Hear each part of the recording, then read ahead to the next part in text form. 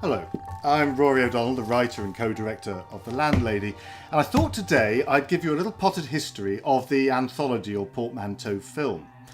Now, of course, horror stories have always given themselves over to the short genre.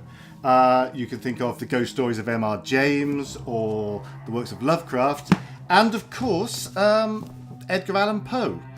And now it's with Poe really that film started dealing with the anthology. We had the Germans doing Eerie Tales in 1919, but the real sort of great-grandfather of the anthology film is Paul Lenny's Waxworks from 1924.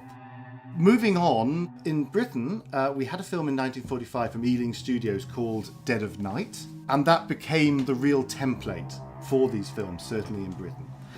And in Dead of Night, it's best known for the story of Michael Redgrave being taken over by his ventriloquist dummy. That was a big success, but it wasn't until the 60s, and along came a company called Amicus. Now, Hammer had resurrected the British horror film in the late 50s, with Dracula and Frankenstein and Peter Cushing and Christopher Lee, all these wonderful films.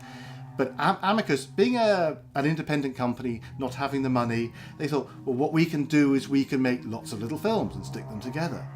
And they started with the first, which is Dr. Terror's House of Horrors, starring Peter Cushing as he uses his tarot cards to tell the fortunes of some unfortunate gentlemen. And that then led to a whole slew of these films from Amicus, 8 exactly, between 1965 and 81. And here are the titles. I've got them written down so I can get through them all.